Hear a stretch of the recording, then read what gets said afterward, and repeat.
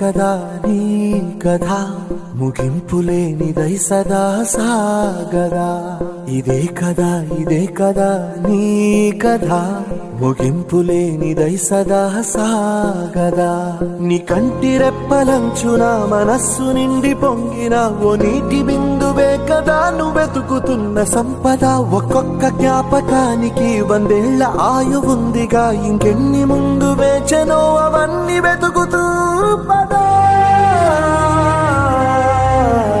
మనుష్యులందు నీ కథ మహర్షిలాగా సాగదా.